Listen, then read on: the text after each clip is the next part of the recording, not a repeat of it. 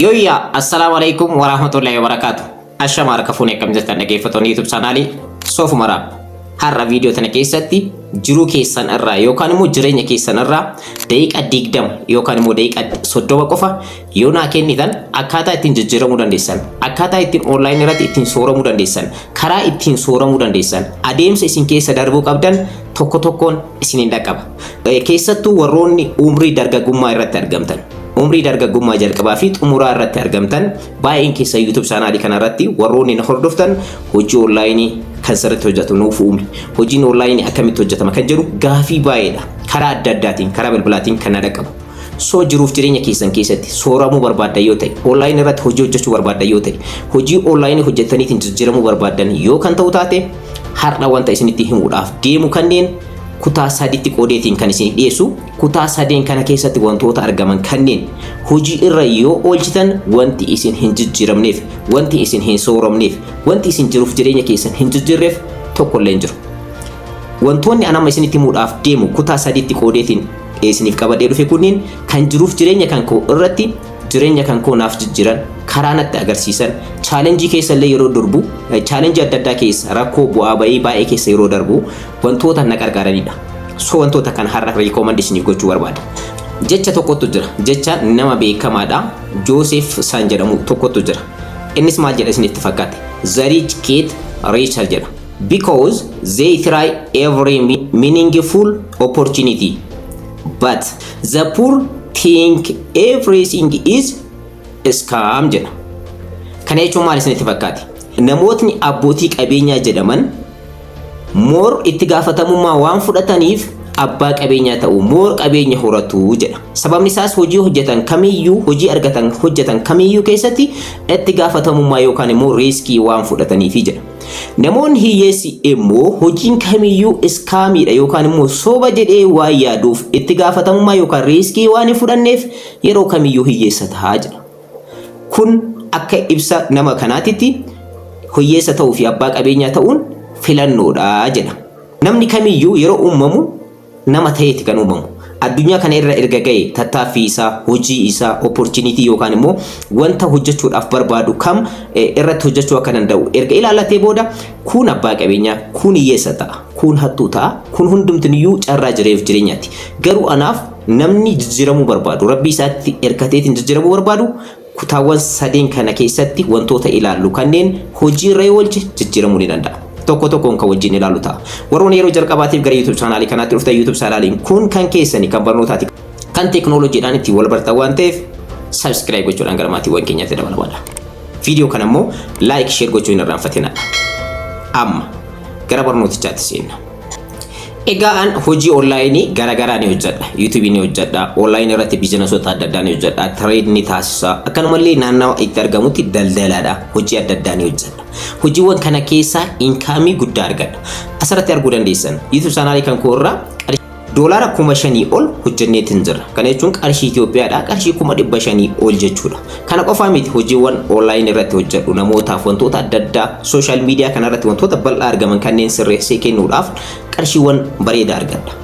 Kana qofa osoo hin taane online irratti karaa adda addaatiin hojiiwwan bal'aa ni hojjedha. Hojiiwwan kanneen irraa inkaamii ni argadha. Jiruuf jireenya kan koo keessatti bu'aa bayii keessa darbe keessa inni guddaan yeroo gadaddoos argeetiin jira, yeroo rakkoo qarshii yeroo itti dhabeetiin itti rakkadhetu jira. Qarshii takka yeroo kiyyatti jechuudha. Garuu san hundayyuu keessa darbee chaalenjii bal'aa keessa darbee har'a dhagayeetiin jira. Sadarkaa barnootaatiin illee yoo fudhattan sadarkaa barnootaa hamma digriitti baradheetiin jira. Karaa teekinooloojii kanas sirriitti baradheetiin jira. Garuu wanti isin beekuu qabdan jiruuf jireenya keessan irratti ani kan isiniif ibseef waggoota darban 20 umrii dargaggummaa irratti wantoonni an hojjedhetu hadha yeroo ammaa kana na fayyadaa jira. So kanaaf isinis umrii dargaggummaa irratti wanta hojjechuu dandeettan, wanta hojjetantu boruuf isiniif hirkoo ta'a. Maatii horattan boru, ijoollee horattan boru, maatii keessan irratti maatii dabalataa horattan boru. So kanaaf jiruuf jireenya keessan kan fuulduraa sirreeffachuun murteessaadha. So kanaaf immoo kutoota sadeen kana keessatti wantoota argaman jiruuf jireenya keessan jijjiiruu danda'an kunniin maalidha wajjin ilaalla. Egaa wantoota kanneen kutaa sadiitti qoonneetiin ilaalla. Kutaa jalqabaa irratti kan ilaallu strategy and focus jenneetiin ilaalla. Tarsiimoo fi xiyyeeffannoo. Egaa wantoonni kunniin lamaan kan adda bahuu hin dandeenye. Gorsi kan koo kan jalqabaa risk in all jedha. Gorsa kan kooti kuni isiniif kenni. Wanta hojjetan kamiyyuu irrattiyyuu riskii yookaan immoo itti gaafatamummaa fudhachuun qabdan jechuudha. Hojii hojjetan kamiyyuu keessatti hojii online ta'uu danda'a, hojii dhuunfaa keessatti ta'uu danda'a, hojii biiroo ta'uu danda'a, daldala adda addaa keessatti ta'uu danda'a, biizinasa keessatti ta'uu danda'a, siyaasa keessatti ta'uu danda'a. Wantoonni kunniin afran isin qunnamu. Wantoota kanneen afran tokko tokkoon ni ilaala. Wantoonni kunniin afran keessa yoo darbitan successful yookaan immoo nama galma gahe karaa qabeenyaatiin ta'uu danda'a, mindsetidha yookaan immoo sammuudhaan ta'uu danda'a. Wanta hundaaniyyuu success ta'uu dandeessan, qabeenya horachuu dandeessan jechuudha. Wantoonni kunniin tokkoffaan irratti maalidha? Challenge. Biizinasa tokko yookaan immoo hojii tokko barnoota fakkeenyaaf ni baradha yoo jette baay'een keenya ilmaan hiyyeessaati. So hiyyummaa kanarraa kaanee hiyyummaa mo'achuudhaaf kan hojjechaa jirru. So kanaafiyyuu yeroo daa'imummaa keessanirraa xiqqeenya keessanirraa kaatanii wanti isin hojjettan barumsa barachuudhaaf bu'aa bayiin keessa darbitan yookaan immoo challenge challenge keessa darbu.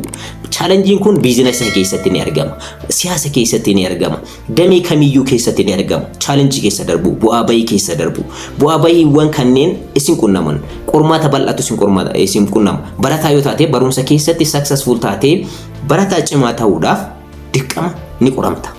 So challenge barnoota keessa darbuu qabda jechuudha. Ergas immoo gara hojiitti seenta. Hojii keessa yeroo seentu immoo hojii argachuudhaaf ammas ni rakkatta.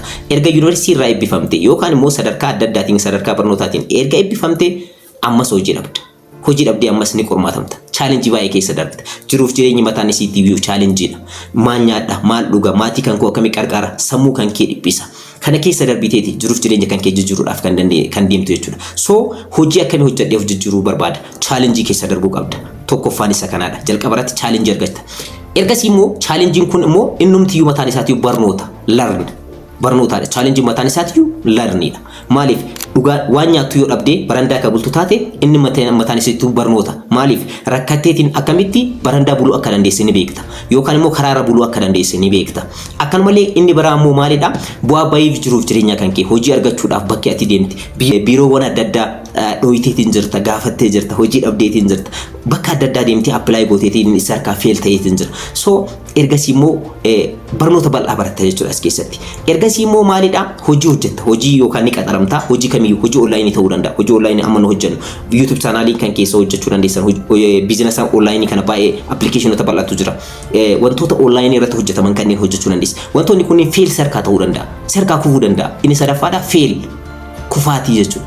So kufaatiin barnoota mataan isaatii jechuudha. Kufaat wanti ati hojjechuudhaaf yaadde, wanti ana galmaan nagaha jetteetiin ati yaadde tokko fail sarkaa yoo kan taasisu ta'e innis barnoota mataa isaatii jechuudha. Isas argachuu qabda. Umrii dargaggummaa jalqabaa keessatti. Keessattuu namni jalqaba irratti hojiin hojjetu. Fakkeenyaaf YouTube channel kan koo irratti yeroo baay'ee YouTube channel kan koo rakkoo keessa gale. Yeroo baay'ee hojiin online aan hojjedhu kun rakkoo keessa gale. Yeroo baay'ee hojiin naannawaa kiyyatti anama hojjechaatiin jiru. Daldalaadha isiniin jedheetiin jira. Inni kun narkaa fail ta'e.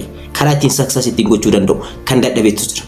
Dadhabina san hundayyuu irraa barachaatiin yeroo kufaatii hundayyuu irraa barachaa sadarkaa amma irratti argamu irratti gahe.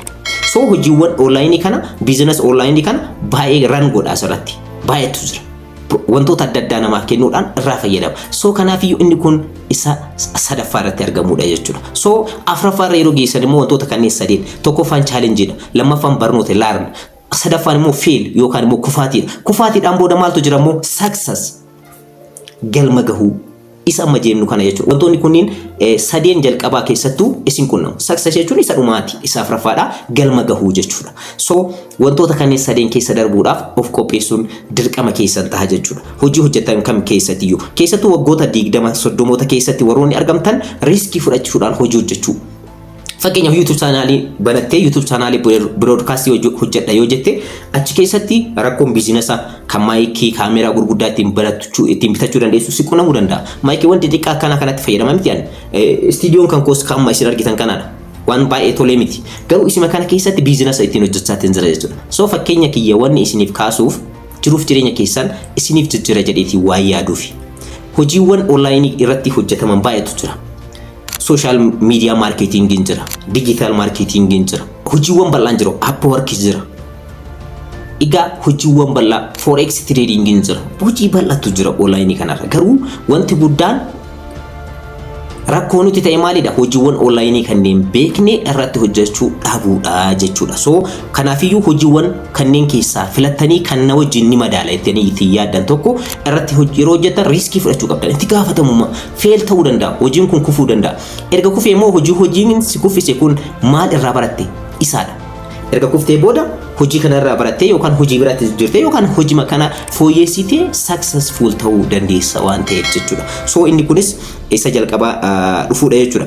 Umrii dargaggummaa keessatti wanti guddaan itti gaafatamummaa maatii baay'inaan hin qabdu wanni gaariin jechuudha. Riiskii fudhachuu kan dandeessuuf.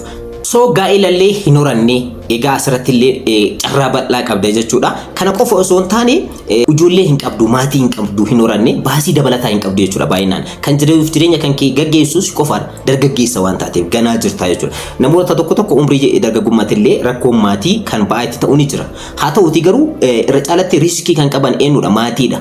Si miti jechuudha. So kanaafiyyuu umrii dargaggummaa kana keessatti riiskii mataa keetii fudhachuu hojii hojjettu kam keessatti hojii biizinasa hojjettu kam keessattuu ati kaapitaala yoo qabaatte kaapitaala muraasa kaapitaala saniin biizinasa hojjechuu yoo barbaadde daldaluu yoo barbaadde yookaan immoo biizinasa sanarratti invest gootee hojjechuu yoo barbaadde maal si barbaachisa jechuudha. Istiraateejiis gaafata. Fookas gooteetiin hojjechuu qabda xiyyeeffannoodhaan. Akkanumallee immoo kana xiyyeeffannoo qofaa miti ilaala. Jalqabarratti maal si gaafata? Riiskii si gaafata. Hojiin ati hojjechuudhaaf deemtu biizinasa yoo ta'e biizinasni sun feel ta'uu danda'a. Serkaa kufuu danda'a. So biizinasni kanaaf maal si barbaachisa? Istiraateejii mataa keetii si barbaachisa. Kana qofaa miti hojii onlaayinii hojjedha yoo jettee yaadde hojii onlaayinii saniif istiraateejii mataa keetii qabaachuu qabda. Akkanumallee istiraateejii san irratti immoo fookas gootee xiyyeeffannoodhaan hojjechuu qabda. Jalqabarratti kanaadha jechuudha. So jalqabarratti istiraateejii mataa keetii qopheeffachuu fi fookas gootee hojjechuu keessatti wanta ati dursa fudhachuu qabdu maalidha? Hojii hojjettu kam keessatti riiskiidha. Namni riiskii fudhachuu hin dandeenye eessayyuu gahuu hin dandeessu. So riiskii mataa keessanii fudhachuun dirqama jechuudha. So hojii onlaayinii tokko eegaluudhaaf yeroo yaaddan damee barattan irratti ta'uu danda'a. So jalqaba riiskii mataa keessanii fudhachuun murteessaadha jechuudha. Hojii umrii dargaggummaa irratti namni baay'een kan sodaatu maalidha? Hojii itti amantan, hojii ana galmaan nagaa jettanii yaaddan riiskii kennaatii fi ergasii immoo hojii sana irratti muuxannoo fudhachaatiin deema. Abbootii qabeenyaa har'a gaafii tokko yoo gaafattan sadarkaa akkamitti sadarkaa kana gahuu dandeessee yoo jettee gaafatte bu'aa bahii keessa darbe siif laakkaya. Muuxannoo argate siif laakkaya. Ati har'a laala jettee ganaa jalqabaatiin jirta biizinasa yookaan immoo onlaayinii irratti workii kana hojii kana jetteetiin jalqabaatiin jirta. So kanaafiyyuu maal gochuu qabda jechuudha? Muuxannoo fudhachaatiin deemuu qabda. Of jijjiiraa deemuu jechuudha. So isa kanaadha jechuudha. Lammaffaa irratti immoo wantoota muraasa irratti xiyyeeffachuu. Egaa jalqabarratti riiskii mataa keessanii fudhachuu qabdanii isin jedheetiin jira hojii hojjetan kam keessattiyyuu. Lammaffaa irratti maalidha?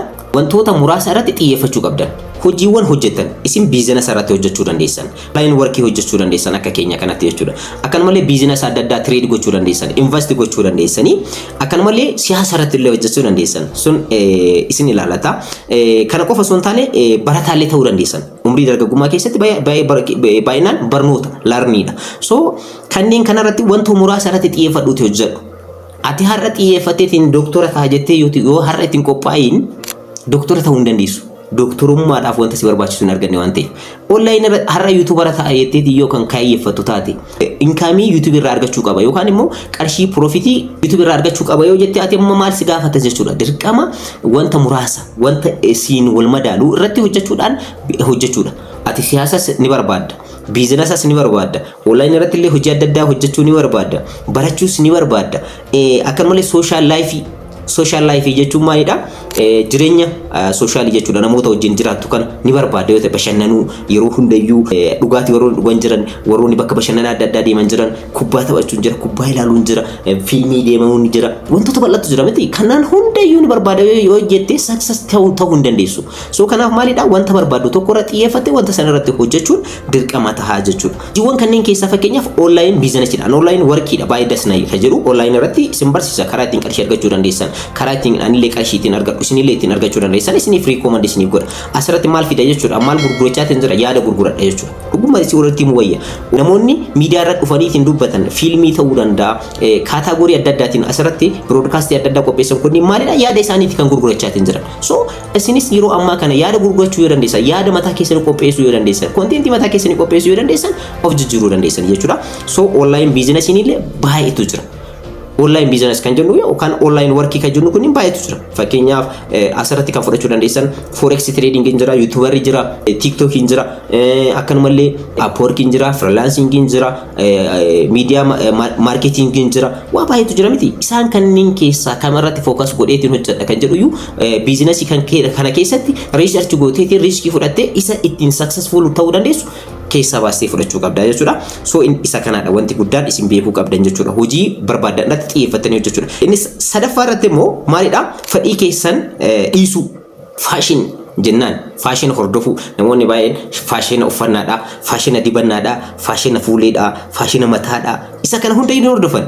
Namoonni akkanee successful ta'uu hin danda'an. By the way namoonni akkasii hirkatummaadhaan kan jiraatan miidiyaa kanarratti hirkatummaadhaan jechuun online irratti ni bayanii miidiyaa irratti ni bayanii iyyaatiin oolanii ergasii immoo namoota irratti hirkachuudhaan geemii adda addaa taphachuudhaan biizinasii argachuu danda'an. Fashion adda addaa hordofan waan ta'eef namoonni isaan hordofanii dhufuun inni kunis damee of danda'eedha. Garuu focus taatanii of dandeettanii gara kanatti yoo dhuftan fashion adda addaa hordofuu dhiisu. Hin barbaachisu. Kan fashion fakkeenyaaf kan uffannaa hin hordofu, kan fuulleedha, kan mataa kan kootiin hordofu kamiyyuu dantaan qabuuf. Maaliif? Boru irra gahuu danda'a gaafa success ta'e. Irra gahuu danda'a jedheetiin waa yaaduuf. Fashion adda addaa hordofuudhaaf baasiin isin baasatan, maatii irraa isin fudhatan, wanta adda addaa uffannaa adda addaa hordofuudhaaf baasiin isin baasatan. So isa baasii maatii keessan baasitanii baatii keessan irratti lakkoo taatan irra business isin argachuu qabdan karaa kamiin hojjedhaa irratti focus gootanii hojjettan yeroo san successful ta'uu dandeessan jechuudha. So inni biraa immoo maalidha? Furmaata barbaadu. Inni afuraffaadha. Furmaata barbaadu. Furmaata rakkoo isin qunname tokko irratti furmaata barbaadu. Nama furmaata ta'uun dirqama keessan jechuudha. Furmaata barbaadu. Hojii isin hojjettan kam keessattiyyuu rakkoon isin qunnamuu danda'a. Rakkoowwan isin qunnaman sanniin keessa darbuudhaaf immoo furmaata barbaadanii. Fakkeenyaaf YouTube chaanaalii jalqabdanii YouTube chaanaaliin keessan fail ta'uu danda'a. So sababa maaliitiin fail ta'e YouTube chaanaaliin kan koo sababa maaliitiif guddachuu dide sababa business online tokkollee jalqabuu dandeessan business ni isin online irratti jalqabdan sun fail ta'uu danda'a sababa maaliitiif furmaata ittiin barbaadan jechuudha. Ergasii immoo amma riigootanii ka'uu dandeessan umriin dargaggummaa umrii itti kuftanidha. Umrii itti challenge keessa darbitanidha. Umrii itti baratanidha. Umrii itti immoo success taatanidha. So umrii kana keessatti gaheen isin taphattan manguddummaa yookaan immoo yeroo ga'eessummaa irra geessan jiruuf jireenya keessaniif dhaabbataadha jechuudha. Hirkuudha jechuudha. So kanaaf kana beekuun murteessaadha jechuudha. So inni jalqabaa istiraatejii inda fookasii kana keessatti wantoonni argaman wantoota kanneenidha jechuudha. Amma gara paartii lammaffaatti deemna. Paartiin lammaffaadha maalidha? Action inda mindset jetti. Egaa isii kana irratti jechuudha. Gochaa fi yaada. Argitanii? Amma immoo gochaa fi yaada ilaalla jechuudha. Kanaan dura istiraatijiidha focus gootanii hojjechuu ilaalleetiin jira.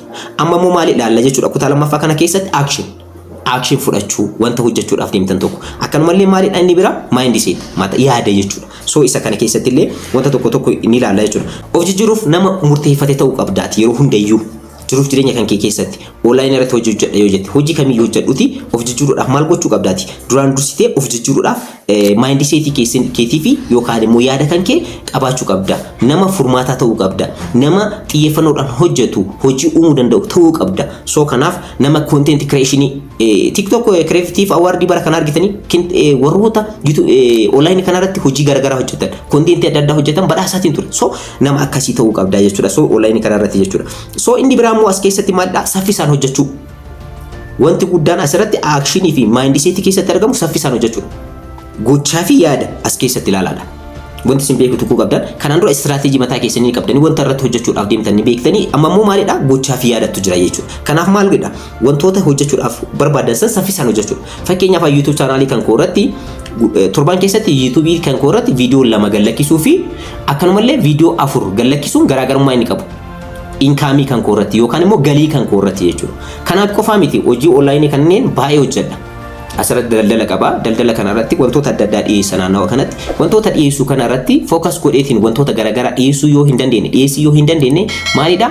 Business an income an argatu hin jiru jechuudha. Ni hir'ata jechuudha. So kanaaf maalidha? Online irratti yeroo hundayyuu saffisaan hojjechuudha. Postiiwwan adda addaa TikTok irratti hojjechuu dandeessan, YouTube irratti hojjechuu dandeessan, posti gochuu yeroo adda addaa saffisaan posti gochuu wanti tokko postiin tokko fiduu fi postiin lammaffaadhaatti dabalameetiin fidu tokko miti. Fakkeenyaaf an postii tokko torban keessa tokko postii yoo godhe namni biraa immoo namni akka kiyyaa hojjetu postii 3 yoo kan posti ta'u income kan nama 3 kana caala. So tokkorra 3tu caala waan ta'eef so saffisaan hojjechuun murteessaadha jechuudha. Asirratti garuu waan tokko recommend isiniif godha. Ani ulaagaa wanta hunda hordofu tokko jira. Decision system jedhama. Kana jechuun maalidha? Isinitti fakkaate sirna murteedha. Murteeffachuu qabda dursitee. Wanta hojjechuudhaaf deemtu tokko seera isaa murteeffattee lafa kaachuu qabda. Decision system kun akkasi. Wanta hojjechuudhaaf deemtu tokko fakkeenyaaf wanta hunda hojjedha jettu inkaamii yoo qabaate inkaamii isa murteeffatteetiin lafa keetta. Rakkoon illee naquun nama yoo kan ta'u taate fakkeenyaaf YouTube channel kan koo fail gochuu kan danda'u yoo ta'e YouTube channel lammaffaadha qopheessee fi jira. So argitanii isiniif galee dursitanii nama wanta isin deemtan wanta hojjettan san keessatti wanta isin barbaachisu qopheeffachuudha jechuudha. So shanaffaa maalidha? Qarshii saffisaan barbaaduun isa shanaffaa irratti kan argamudha jechuudha. Qarshii online irratti hojjettan kana saffisaan barbaaduudha jechuudha wanti kun. Jahaffaa irratti immoo waa'ee keessan hin dhiphatina. Yeroo baay'ee confidence wanti jedhamu as keessatti argama jechuudha. So waa'ee keessan namoonni maal jedhan? Amma fakkeenyaaf YouTube channel kan koorratti ni hojjedha. Waa'ee soofuu maran app namni maal jedha? Online kanarratti hojii baay'ee hojjedha. Hojiiwwan baay'ee namaaf dhiyeessa. Maalidha? An hojii kan koo malee namoonni waa'ee kiyya maal jedhan feedbackii bareedaa yoo taate nan fudha.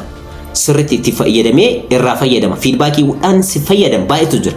Isaan hojjedhaadha. Garuu namni waa'ee kee maal jedha? Namni kun uffata uffatu, dibannaan dibatu, akkasin ta'u, faashiniin hordofu yookaan immoo yeroo hundayyuu inni hojiin inni hojjetu mana isaa keessatti anama fakkeenyaaf yeroo baay'ee kan as fixu as keessatti kilaasii kana keessatti yeroo baay'ee maaliif viidiyoo waraabaa kontentii adda addaa ni waraabaa namootaaf hojii garaagaraa ni hojjedha yeroo itti bahee ittiin bashannanu hin jiru.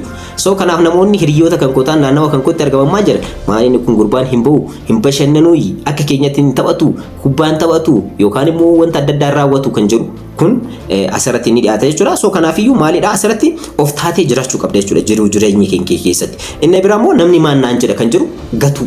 Ilmi namaa waan jedhu gonkumayyuu hin dhabu. So kanaaf isaaf bakka kennuun hin barbaachisu jechuudha. Inni biraa immoo maalidha dorgommii hin taane keessa seenu dhiisudha. Fakkeenyaaf namni tokko anaan dorgomuu ni danda'a. Akka isaa ta'uu danda'a jedhee akka soofu maraatti ta'uu danda'a jedheetiin naan dorgomuu ni danda'a. Garuu dorgommiin immoo sobaa jira.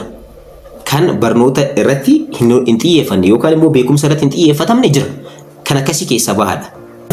Karaan ana irra deemuu fi karaan isin irra deemtu garagara ta'uu danda'a. Maaliif beekumsi kiyyaa fi yookaan immoo adeemsi kiyyaa fi adeemsi keessa walgituu dhabuu danda'a. Ati uftaatee yoo dhufte dorgommiin kan kee ana haa ta'u malee garuu karaan ati ittiin deemtu karaa biraa ta'uu danda'a. So kanaaf asirratti illee confidence mataa keessanii qabaachuu dandeessanii kana hunda yoo raawwattan success ta'uu dandeessan jechuudha.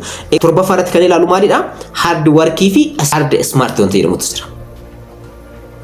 Isinii galee lamaanuu hard work jabaatanii hojjechuudha. Wanta hojjetan san immoo smart gootanii hojjechuu garaagarummaa qaba miti. Cimtee hojjechuu fi ogummaadhaan hojjechuudha jechuudha garaagarummaan isaanii. Hojiin hojjeta fakkeenyaaf YouTuber ta'e yeroo baay'ee hojii online kan koo irratti politika warri siyaasaas ta'e siyaasa keessa irratti xiyyeeffadhaan. Warroonni immoo akkanumallee biizinasa daldala keessa jirtan daldala keessa irratti xiyyeeffadhaan. Hojii kamiyyuu hojjetan cimtee hojjettee galma ga'uu dandeessa. Fakkeenyaaf tokko yoo ta'u tokko lamaadha namni siin jedha. So lama maalidha yoo sin jedhe gaafii kanaaf deebii argata namni sun hin argatu. Yoo maal jedhee si gaafate tokko yoo tokko meeqata yoo sin ni argata gaafii deebii. Garuu lama maalidha yoo sin jedhe lama maalidha jettan lakkoofsa qofa jettani. So kanaaf wanta gaafatamtu tokko yookaan immoo wanti adeemsi kan kee karaa sirrii yoo ta'e deebiin kan kee sirrii ta'a jechuudha. So asirratti xiyyeeffannoodhaan jabaattanii cimtanii hard working sirriitti hojjechuun dirqama keessan ta'a jechuudha. So asirratti focus godhaati hojjedhaadha. So hojiin isin hojjettan qulqullina kan qabu. Hojiin isin hojjettan hojii cimaa kan ta'e, professional kan ta'e, ka ogummaa qabu yoo ta'e success ta'uu dandeessan jechuudha. Amma gara paartii sadaffaatti ceena yookaan immoo kutaa sadaffaatti ceena. Kutaa sadaffaa immoo relationship and sacrifice jedha. Egaa kana jechuun hariiroo fi wareegama yookaan immoo aarsaa jechuudha. So wanta kana maal akka ta'e ni ilaala kutaa kana keessatti jechuudha. Isa saddeettaffaa irratti kan ilaalu maalidha? Stop networking. As keessatti kutaa kana keessatti gala inni kun relationship fi sacrifice keessatti gala. Kanaafiyyuu hariiroo fi wareegama keessatti wanti argamu maalidha? Stop networking and start working. Egaa networkii keessan hir'isaadha. Imo irratti, Facebook irratti, postiiwwan adda addaa, viidiyoo namaa ilaalu, YouTube irratti viidiyoo ilaalu, fiilmii ilaalu, TikTok ebalu maal jedhe, YouTuberri akkana maal ta'e, TikTokerri akkana maal ta'e, siyaasa ebaluun Abiyyi maal jedhe, Jawaar maal jedhe, isa kan dhiisaadha ofirraa. Kana dhiistanii maal gootan? Start working jalqabdan. Hojii eegalu. Hojii mataa keessanii biizinasa online kanarratti uummachuu. YouTubera ta'uu dandeessan. Asirratti dhuftanii forex trader ta'uu dandeessan. Asirratti dhuftanii kana qofaa miti social media marketing ta'uu dandeessan asirratti dhuftanii baay'eetu jira bara hojiiwwan kumaatamaan lakkaa'amantu jira. Itoophiyaa keessatti hojiin hin dhabamne beekumsatu dhabame. Beekumsa qabdan san immoo gara hojiitti jijjiiruutu dhabame. Yeroo baay'ee ani garaagarummaan warroota yuunivarsiitii irraa eebbifaman kanarraa garaagarummaa qabu isinitti himu. Ijoolleewwan baay'ee yuunivarsiitii irraa eebbifaman kunniin hojii onlaayinii kana gaafatan baay'ee. Namni yuunivarsiitii irratti barumsi inni baratee fi kan amma onlaayinii irratti jiru kun walgituu dhabuu danda'a. Dameedha. Maaliif hojiin onlaayinii kun irratti hojjetamu karaa isaa qaba. Waa'ee kanaa namoonni baay'inaan hin baratanii barumsa keessa hin jiru. Wanni jiru maalidha? Reyaalitii wanta karaa barnoota keessa jiru isa kan arguu dhabuu dandeessan. Fakkeenyaaf YouTube'n akkamitti hojjetama yoo jette sadarkaa barnoota elementarii irraa kaasee hanga yuunivarsiitiitti hin argattu. Barnoota YouTube'dha. Social media marketingiin yeroo ammaa kana seeruu danda'an beekuu fuulduraaf social media marketingiin akkamitti hojjetama yoo jette yeroo baay'ee argachuu dhabuu dandeessa barnoota keessatti. So kanaaf namni digriidhaan eebbifamee dokumentii qabu har'a hojii onlaayinii kana irratti successful hin ta'a yoo jette hin taatu jettee jalqabuu qabda. So kanaaf asirratti maalidha jechuudha wareegama kafaluu qabda jechuudha. So hariiroo immoo hir'isuudha. Social media kana irratti hariiroo qabdu hir'isuudha. Hariiroo namoonni baay'isaan baay'isoo miidiyaa irratti hariiroo TikTok kana irratti gareedhaan hojjetan kunniin warroota hirkatummaadhaaf giiftii barbaadanidha. So an giiftiin naa dhufuu baate isaa miti. An akkamitti successful ta'uu danda'a? Akkamitti of jijjiiruu danda'a kan jedhu irratti hojjechuun murteessaadha jechuudha. Keessattuu umriin dargaggummaa inni jalqabaadha. Neetwoorkii dhiisamee Neetwoorkii baay'ata umrii dargaggummaa isa jalqabaa irratti neetwoorkiitu baay'ata. Neetwoorkiin kan akkamii kan kubbaa taphachuudha, kan bashannanuudha, kan dhugaatiidha, kan bakka hin taanetti dabarsuudha, kan laayifii dubartoota ni beekta miti. Dubartoota janazanuu waan akkasii kanatti jira miti. Dhimma irratti amma yeroo ammaa kana yoo deemte dubartiinis dhiirris jalaala isaatiin 24 hello kana qofa haasaatuma bulta haasaa oolta. So sa'aatii ittiin hojii onlaayinii kireet gochuu dandeessu ni qabda hin qabdu. Onlaayinii irratti yeroo ittiin barachuu qabdu ni qabda hin qabdu. Onlaayinii irratti hojii hojjechuudhaaf yookaan immoo hojii uummachuudhaaf ni qabda hin qabdu. So kanaaf successful ta'uudhaaf neetwoorkii kan keessan gabaabsachuudha. Neetwoorkiin keessan kan maal ta'uu danda'a?